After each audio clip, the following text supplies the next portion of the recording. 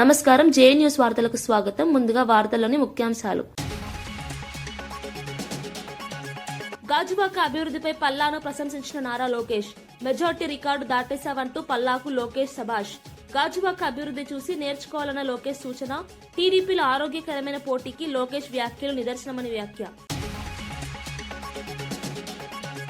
10 ఏళ్ల బీఆర్ఎస్ పాలనపై మెట్టు సాయికుమార్ ఫైర్. కల్వకుంట్ల రాజ్యాంగమే నడిచిందన్న తీవ్ర వ్యాఖ్యలు. ప్రజల ఆకాంక్షలను విస్మరించిన పాలనపై విమర్శ. జవాబుదారితనం లేని పాలనపై కాంగ్రెస్ నేతల ఆరోపణలు. ఫోన్ ట్యాపింగ్ కేసులో సిట్ ఎదుట సంతోష్ రావు. జూబ్లీహిల్స్ ఏసీపీ కార్యాలయంలో కీలక విచారణ. ట్యాపింగ్ కేసులో నిజాలు బయటపడతాయన్న ప్రభుత్వం. రాజకీయ కక్ష సాధింపేనంటూ ప్రతిపక్ష విమర్శలు. పవన్ కళ్యాణ్ రాజకీయ ప్రయాణంపై భూమిక చావ్లా ప్రశంసలు. నటుడు నుంచి ఉప ముఖ్యమంత్రి స్థాయికి ఎదుగుదలపై ప్రశంస. ప్రజాసేవలో పవన్ నిబద్ధత స్ఫూర్తిదాయకమన్న భూమిక వ్యాఖ్యలు సోషల్ మీడియాలో వైరల్. రాష్ట్రంలో రెడ్ బుక్ రాజ్యాంగం నడుస్తోందన్న వైసీపీ. గవర్నర్ చేత అబద్దాలు చెప్పించారన్న ఆరోపణ. ఫీజు రియంబర్స్మెంట్ బకాయిలపై తీవ్ర విమర్శ. ప్రభుత్వంపై రాజ్యాంగ ఉల్లంఘన ఆరోపణలు. మంత్రి నారా లోకేష్ తన రాజకీయ సహచరుడు పల్లా శ్రీనివాస్ పై సరదా వ్యాఖ్యలతో పాటు ప్రశంసలు కురిపించారు. 2024 ఎన్నికల్లో తానే అత్యధిక మెజార్టీ సాధిస్తానని అనుకున్నానని, కానీ ఆ రికార్డును పల్లా శ్రీనివాస్ దాటేశారని తెలిపారు. వెంటనే ఆయనకు ఫోన్ చేసి నీ మీద కోపంగా ఉన్నాను, కానీ అభినందనలు చెబుతున్నాను అని చెప్పినట్లు వెల్లడించారు. గాజువాక నియోజకవర్గాన్ని అభివృద్ధి చేస్తున్న తీరును చూసి నేర్చుకోవాలని మంగళగిరి ప్రజలకు కూడా సూచించినట్లు చెప్పారు. ఇది రాజకీయ ప్రత్యర్థిత్వం కంటే అభివృద్ధి పట్ల ఉన్న ఆరోగ్యకరమైన పోటీని చూపిస్తోందని రాజకీయ వర్గాలు వ్యాఖ్యానిస్తున్నాయి. గాజువాకలో మౌలిక వసతులు, రోడ్లు, ప్రజాసేవల మెరుగుదల ప్రజల్లో విశ్వాసాన్ని పెంచిందని లోకేష్ పేర్కొన్నారు. ఈ వ్యాఖ్యలు టీడీపీలో అంతర్గత సమన్వయానికి ఉదాహరణగా నిలిచాయి. వేదికమైన పల్లా శ్రీనివాస్ గారు అన్ని రిపోర్ట్లు ఈరోజు గాజువాక నంబర్ 1 స్థానంలో ఉంది. మొన్న కూడా మా మంగళగిరి వాళ్ళు చెప్తున్నా, గాజువాకని మనం చూసి నేర్చుకోవాలి. చూడండి రాబోయ్ ఎంత పర్ఫెక్ట్గా చేస్తున్నాడు పల్లా గారు అని. అందుకే హైయెస్ట్ మెజారిటీ మన వచ్చింది. నాకు పల్లా గారు ఎప్పుడు చూసినా కొంచెం కోపం కూడా వస్తుందండి. ఎందుకో కూడా నేను చెప్పాలి. 2024లో ఎన్నికల ఫలితాలు వస్తున్నాయి. సో నేను అనుకున్నా 50,000 వస్తుంది అనేది ఒక అంచనా. నాకు వస్తే చాలా రూపాయలు అనుకున్నా, పెరుగుతూ వెళ్ళింది. కంగారు పడ్డా, ఏమో ఇది ఎక్కడి వరకు వెళ్తుందా. ఒక దశలో నంబర్ 1 వస్తుందన్న ఫీలింగ్ వచ్చింది. బాగా ఎస్ నంబర్ 1 వస్తుందిరా అనుకుని చివరికి. అప్పుడు మా పిఏ వచ్చి, సార్ అంత సీన్ లేదు, పల్లా గారికి నంబర్ 1 వచ్చింది రాబోయ్ అన్నాడు. నేను ఫోన్ చేసి, అన్న మీ పైన కోపం ఉన్న కంగ్రాచులేషన్స్ చెప్పాలి కదా, కంగ్రాచులేషన్స్ చెప్తున్నా లేరా అన్నాడు. ఆనందం. దాని తర్వాత వెళ్ళి మనకి ఇది ఇస్తారు, గెలిచిన తర్వాత సర్టిఫికేట్ ఇస్తారు. సర్టిఫికేట్ తీసినాక వచ్చి మీడియా ముందరికి వెళ్ళే ముందర మా పిఆర్ వచ్చి 2వ స్థానం కూడా పోయింది బాస్ అన్నాడు. వామో ఇదేంట్రా పోయి అంటే, భీమిలి మిమ్మల్ని కొట్టింది, ఇప్పుడు మీరు 3వ స్థానం, ప్రెస్ చెప్పేటప్పుడు 3వ స్థానంలో ఉన్నాడు. 2వ వ్యక్తి నిరంతరం నేను తిట్టుకునేది గంటా శ్రీనివాస్ గారు. మనం నేర్చుకోవాలి. ఎక్సైజ్ కానిస్టేబుల్ హత్య ఘటనపై తెలంగాణ జాగృతి అధ్యక్షురాలు కల్వకుంట్ల కవిత తీవ్ర ఆగ్రహం వ్యక్తం చేశారు. ఒక పోలీస్ కానిస్టేబుల్ ను హత్య చేసే స్థాయికి గంజాయి మాఫియా తెగించుకుందంటే ప్రభుత్వంపై వారికి ఎలాంటి భయం లేదని స్పష్టమవుతుందన్నారు. డ్రగ్స్, గంజాయి రహిత రాష్ట్రంగా మారుస్తామని ప్రభుత్వం ఇచ్చిన హామీలు అమలు కావడం లేదని విమర్శించారు. గ్రామీణ ప్రాంతాల్లో కూడా గంజాయి, డ్రగ్స్ సులభంగా లభిస్తున్న పరిస్థితి ప్రమాదకరమని హెచ్చరించారు. ఇకనైనా ప్రభుత్వం మత్తు విడిచి డ్రగ్స్ మాఫియాపై కఠిన చర్యలు తీసుకోవాలని డిమాండ్ చేశారు. పోలీసుల ప్రాణాలకు విలువ లేకుండా పోతే సామాన్య ప్రజల భద్రత ఏమవుతుందన్న ప్రశ్నను ఆమె లేవనెత్తారు. ఈ ఘటన రాష్ట్రంలో డ్రగ్స్ నియంత్రణపై మరోసారి చర్చకు దారితీసింది. ఉన్నప్పుడు వారికి కూడా వెపన్స్ ట్రైనింగ్ ఉంటుంది, గన్స్ ఉంటాయి. కొద్దిగా ఎక్సైజ్ వాళ్ళ దగ్గర ఆయుధాలు ఉంటే ఈ డ్రగ్స్ మాఫియా అయినా గంజాయి మాఫియా అయినా వీళ్ళు భయపడేటటువంటి ఆస్కారం ఉంటుంది. నేను డిమాండ్ చేస్తూ ఉన్నాను తెలంగాణ జాగృతి పక్షాన, ఎక్సైజ్ వారికి అట్లానే ఫారెస్ట్ వారికి వెపన్స్ మళ్ళీ ఇవ్వాలి. వారికి ట్రైనింగ్లోనే వారికి శిక్షణ ఇస్తారు, కానీ వారి దగ్గర వెపన్స్ లేకపోవడంతో ఈ స్మగ్లర్లకు, డ్రగ్స్ పెడ్లర్లకు అరాచకాలు ఎక్కువైనాయి. కాబట్టి వెపన్స్ ఇవ్వాలని చెప్పి నేను డిమాండ్ చేస్తున్నాను. మరి తెలంగాణ జాగృతి నాయకులకు, కార్యకర్తలకు మేము పిలుపునిస్తూ ఉన్నాం. ఎక్కడికక్కడ గ్రామాలలో, జిల్లాలలో కూడా డ్రగ్స్ మహమ్మారి పెరిగిపోతూ ఉంది. కాబట్టి మీరు చాలా షార్ప్గా ఉండండి. మరి పోలీసు వాళ్ళకి ఎక్కడికక్కడ సమాచారం అందించండి. దయచేసి యువతలో మంచి దృక్పథాన్ని పెంపొందించే ప్రయత్నం మనం చేద్దామని సందర్భంగా తెలియజేస్తా ఉన్నాను. Thank you. జై తెలంగాణ. కండిషన్ క్రిటికల్గా ఉంది. కుటుంబ సభ్యులనైతే నిజామాబాద్ మేము మళ్ళీ ఒకసారి కూడా వారిని ఆదుకుంటాం, జాగృతి తరఫున అండగా నిలబడతామని చెప్పాం. ప్రభుత్వము డిపార్ట్మెంట్ వైద్యం అందిస్తూ ఉన్నారు. కానీ అసలు ఒక గంజాయి స్మగ్లింగ్ చేసే ముఠాకి మేము ఎక్సైజ్ కానిస్టేబుల్ ఢీ కొట్టొచ్చు అనే ధైర్యం వచ్చింది అంటేనే యాటిట్యూడ్ చాలా మారిపోయినట్టు అర్థం, విచ్చలవిడితనం పెరిగిపోయిందని అర్థం. దాన్ని ఖచ్చితంగా తగ్గించాలి, లేకపోతే సమాజంలో అందరికీ కూడా నష్టం జరిగే పరిస్థితి. 10 ఏళ్ల బీఆర్ఎస్ పాలనలో ప్రజల ఆకాంక్షలకు ప్రాధాన్యం ఇవ్వలేదని ఫిషరీస్ కార్పొరేషన్ ప్రతినిధి మెట్టి సాయి కుమార్ విమర్శించారు.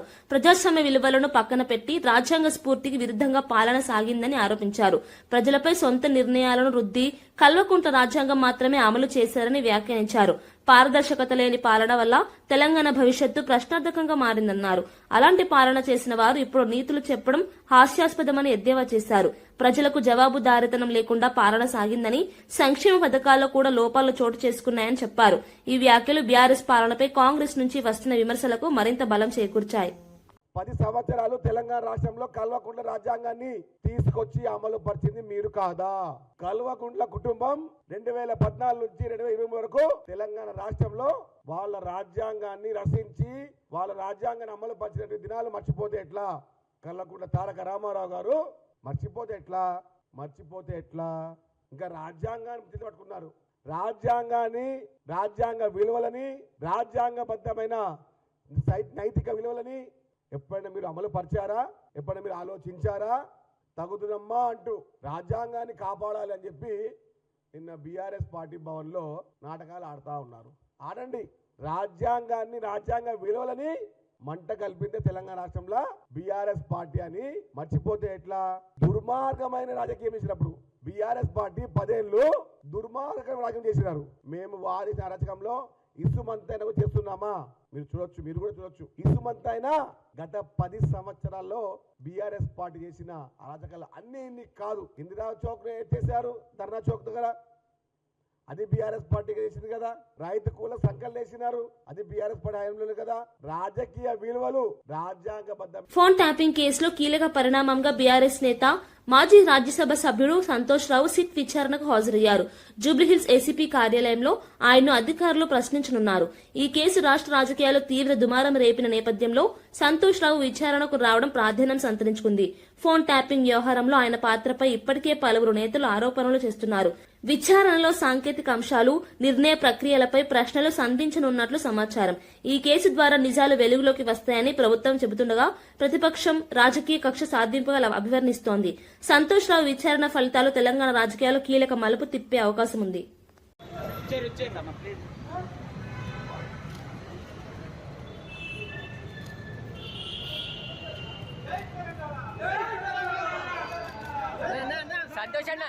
సంతోష్ నమస్కారం.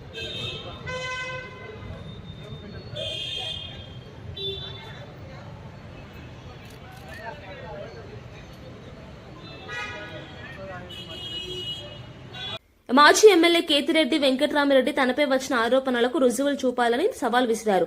అధికారంలో ఉన్నప్పుడు ప్రతిరోజు ప్రజల మధ్య ఉన్నానని, ఏదైనా అవినీతి చేసి ఉంటే ప్రజలే ప్రశ్నించేవారని అన్నారు. ఇప్పుడు తనపై ఆరోపణలు చేస్తున్న వారు ఆధారాలు చూపించాలని డిమాండ్ చేశారు. కూటమి ఎమ్మెల్యేలు ఎవరైనా సరే సూపర్ 6 మేనిఫెస్టోతో ప్రజల ముందుకు వెళ్లే ధైర్యం ఉందా అని ప్రశ్నించారు. ప్రజల సమస్యలపై నేరుగా చర్చించకుండా రాజకీయ ఆరోపణలకే పరిమితం అవుతున్నారని విమర్శించారు. ప్రజలే నిజమైన న్యాయస్థానమని, వారి మద్దతే తన బలమని చెప్పారు. ఈ వ్యాఖ్యలు వైసీపీ కూటమి మధ్య రాజకీయ వాదనలను మరింత ఉధృతం చేశాయి. అందరూ వెళ్ళినారు, నేను ఒక్కనే కాదు. నేను ఈ ప్రోగ్రాంతో సంబంధం లేకుండా ఎప్పుడో 15 ఏళ్ల నుంచి తిరుగుతున్న సందర్భం. ఇప్పుడు నేను అలాంటివి చేసింటే, నేను తిరిగిన ప్రాంతంలో కావచ్చు, నేను ఉన్న ఎక్కడైనా కానీ ఒక్కటన్నా ఆధారం చూపించాలి కదా. వాళ్ళ చేతిలోనే కదా ప్రభుత్వం ఉంది, ఇంతవరకు ఎందుకు చూపించలేకపోతున్నారు?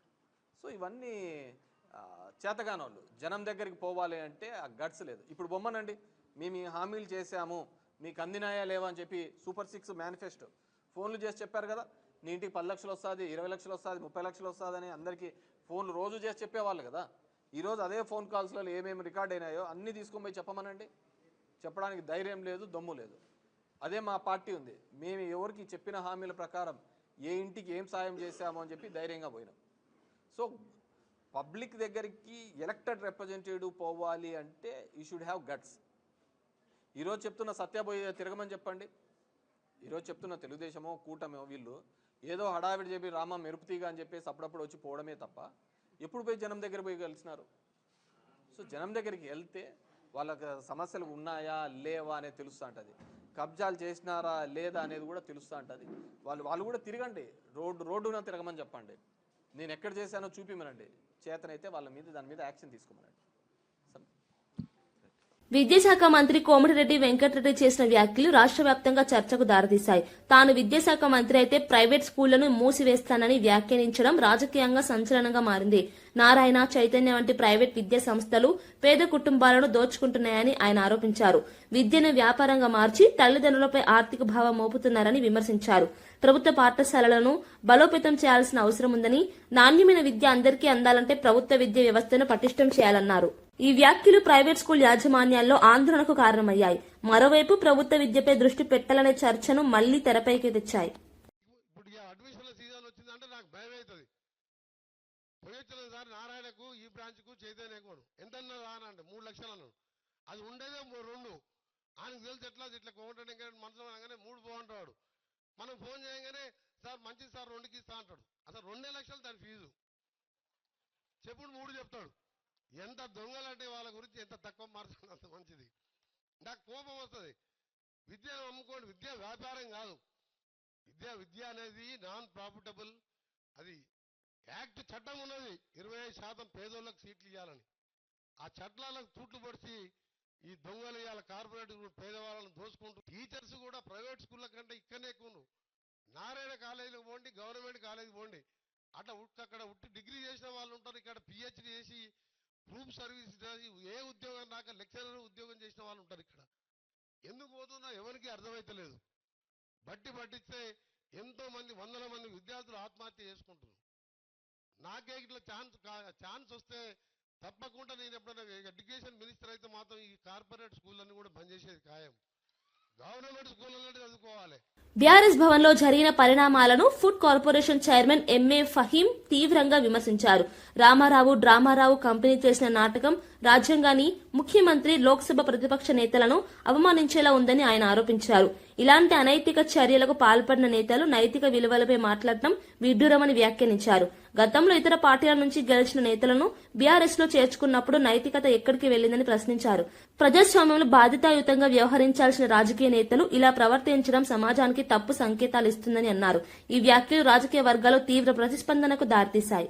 డ్రామారావు కంపెనీ ఏదైతే డ్రామా చేసిరో, రాజ్యాంగాన్ని, అదేవిధంగా లోక్సభ ఎంపీ ప్రతిపక్ష నేత రాహుల్ గాంధీ గారిని, ముఖ్యమంత్రి రేవంత్ రెడ్డి గారిని, దళిత స్పీకర్ అయిన గడ్డం ప్రసాద్ గారిని కించపరిచే విధంగా నిన్న ఏదైతే డ్రామా చేసిర్రో, వాళ్ళకొక సంగతి, ముఖ్యమైన విషయం ఏం తెలియజేస్తున్నాం టీఆర్ఎస్ల కంటే, మీరు ఎప్పుడు ప్రజల్లో ఉండి ప్రజల గురించి మంచి పనులు చేస్తుంటే తట్టుకోలేక అక్కాసు కక్కి మళ్ళీ ఈరోజు ప్రజాప్రభుత్వాన్ని బదలాం చేసే కార్యక్రమంలో మీరున్నారని స్పష్టంగా దీంతో తెలిసిపోయింది. ముఖ్యమంత్రి గారిని, మా ప్రతిపక్ష నేత మళ్ళీ రాజ్యాంగాన్ని ఎలా అగౌరవపరిచారో స్పష్టంగా ప్రజలందరూ నిన్న చూశారు.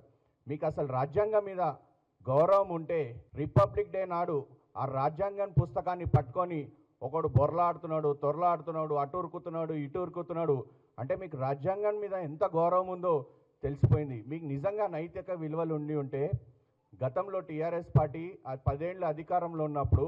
రాబోయే మున్సిపల్ ఎన్నికల నేపథ్యంలో ఎన్నికల కమిషనర్ రాణి కుముదిని కీలక పిలుపునిచ్చారు. ప్రతి ఒక్కరూ తప్పకుండా తమ ఓటు హక్కును వినియోగించుకోవాలని ఆమె విజ్ఞప్తి చేశారు. ప్రజాస్వామ్యంలో ఓటు అనేది అత్యంత కీలకమైన హక్కు అని, ప్రజలు నిర్లక్ష్యం చేయకుండా పోలింగ్ లో పాల్గొనాలని అన్నారు. పట్టణాభివృద్ధి, స్థానిక సమస్యల పరిష్కారానికి మున్సిపల్ ఎన్నికలు ఎంతో కీలకమని పేర్కొన్నారు. యువత, మహిళలు, ఉద్యోగులు అందరూ చురుకుగా ఓటింగ్ లో పాల్గొనాలని కోరారు. ఓటు వేయడం ద్వారా మాత్రమే ప్రజలు తమ అభిప్రాయాన్ని పాలకులకు తెలియజేయగలరని స్పష్టం చేశారు. ఈ పిలుపు ఓటర్లలో అవగాహన పెంచేలా ఉంది. ఈ సెకండ్ ఆర్డినరీ ఎలక్షన్స్ 116 మున్సిపాలిటీస్కి, అలాగే 7 మున్సిపల్ కార్పొరేషన్స్కి, టర్మ్ ముగిసిపోయినటువంటి వాటికి, అలాగే కొత్తగా ఫార్మేషన్ అయినటువంటి వాటికి ఈ ఎలక్షన్స్ అనౌన్స్ చేయబడుతూ ఉన్నాయి. మీ ద్వారా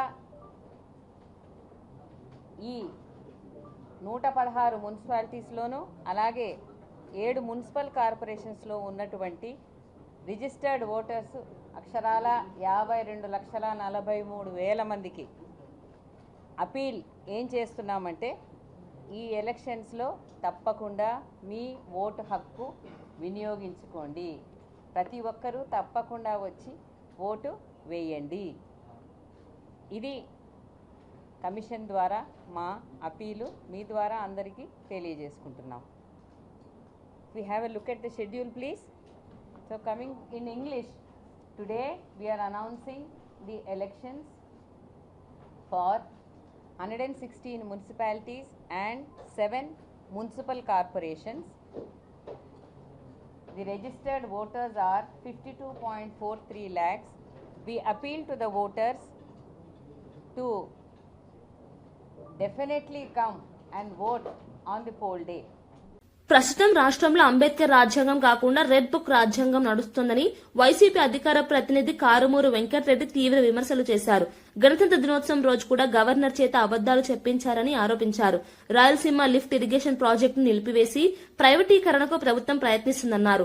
అధికారంలోకి వచ్చిన తర్వాత ఫీజు రియంబర్స్మెంట్ బకాయిలు చెల్లించలేదని, విద్యార్థులను మోసం చేశారని విమర్శించారు.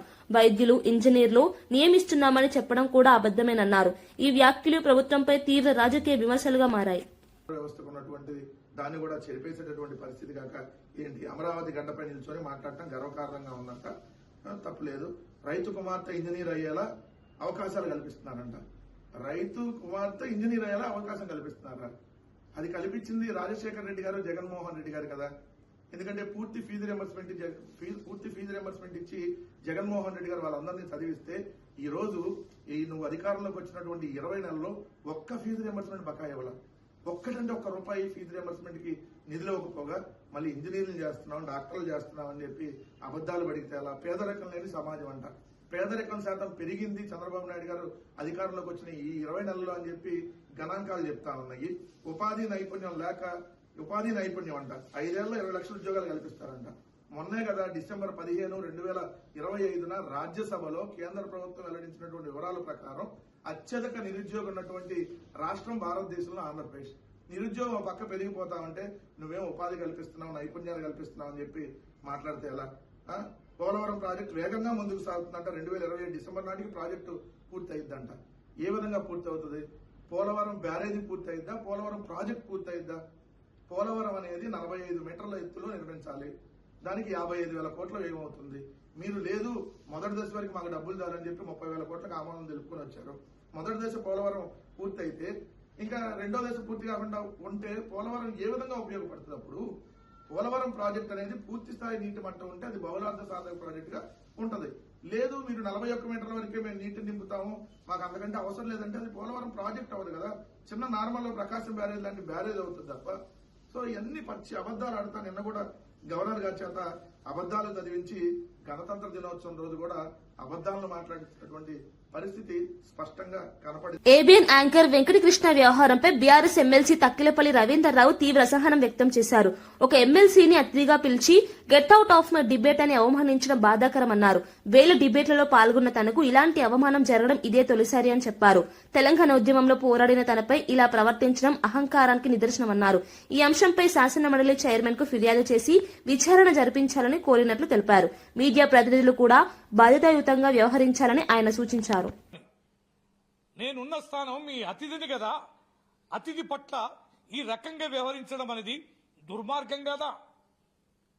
చట్టసభలో కొంతమంది లక్షలాది మంది ప్రజల యొక్క ప్రతినిధుల ద్వారా ఎన్నిక కాబడిన నా స్థాయిని కూడా ఈ రకంగా దిగజార్చడం సరి అయిందేనా అనే దానిపైన మనసు వికలమై బాధపడుతున్న సందర్భంలో యావత్ తెలంగాణ ప్రజలు, యావత్ ప్రపంచంలో ఉన్న తెలంగాణ బిడ్డలు స్పందించిన తీరుకు నేను కృతజ్ఞత తెలియజేస్తున్నా.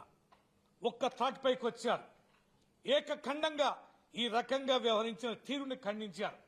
మా పార్టీ ఈ ఛానల్ని నిషేధించారు. మా పార్టీ కార్యక్రమంలో ఎక్కడ పాల్గొనడానికి అవకాశం లేదని మా పార్టీ అధ్యక్షుడు కేసీఆర్ గారికి, వర్కింగ్ ప్రెసిడెంట్ కేటీఆర్ గారికి, యావత్ మా పార్టీ నాయకత్వానికి నేను కృతజ్ఞత తెలియజేస్తున్నా. ఈరోజు ఒక చట్టసభలోని సభ్యుడికి జరిగిన అవమానాన్ని సరైంది కాదు, ఇది చట్టసభకి అగౌరవం, సభ్యులకి అగౌరవం అని మా సభ్యులు, మా మసూనాచారి గారు, మా విప్ గారు దేశపతి గారు, మా డిప్యూటీ లీడర్స్ రమణ గారు, పోచంపల్లి శ్రీనివాసరెడ్డి గారు, శాసన మండలి సభ్యులు నవీన్ రెడ్డి గారు, ఇతర మా సభ్యులందరూ ఎట్టి పరిస్థితుల్లో ఇది సభానాయకుడికి తెలియజేయాలి, మా చైర్మన్ గారికి తెలియజేయాలి, కంప్లైంట్ ఇవ్వాలి, విచారణ జరిపించాలి. భవిష్యత్తులో ఈ రకంగా వ్యవహరించే అమర్యాదకరమైనటువంటి ఛానల్స్ పైన చట్టబద్దమైన చర్యలు చేపట్టారు. సంగారెడ్డి జిల్లా పటాన్చెరు నియోజకవర్గంలోని ఇస్నాపూర్ గ్రామానికి చెందిన శివానంద్ అనే 17 ఏళ్ల బాలుడు గుండె సంబంధిత వ్యాధితో బాధపడుతుండగా అతని తల్లిదండ్రులు తెలంగాణ జాగృతి అధ్యక్షురాలు కల్వకుంట్ల కవితను ఆశ్రయించారు. వారి అభ్యర్థనకు స్పందించిన కవిత నిమ్స్ ఆసుపత్రిలో శివానంద్ కు శస్త్రచికిత్స చేయించేందుకు చొరవ తీసుకున్నారు. 2025 డిసెంబర్ 17న ఆపరేషన్ విజయవంతంగా పూర్తవగా ప్రస్తుతం బాలుడు పూర్తిగా కోలుకుంటున్నాడు. ఈ నేపథ్యంలో శివానంద్ తన తల్లిదండ్రులతో కలిసి బంజారాహిల్స్ లోని తెలంగాణ జాగృతి కార్యాలయంలో కవితను కలిశాడు. బాలుడిని ఆప్యాయంగా పరామర్శించిన కవిత ధైర్యంగా ఉండాలని, చదువుపై దృష్టి పెట్టాలని సూచించారు. అవసరమైన సహాయం ఎప్పటికీ అందిస్తామని భరోసా ఇచ్చారు. ఈ సంఘటన ప్రజాప్రతినిధుల మానవీయ కోణాన్ని ప్రతిబింబిస్తోందని స్థానికులు అభినందిస్తున్నారు.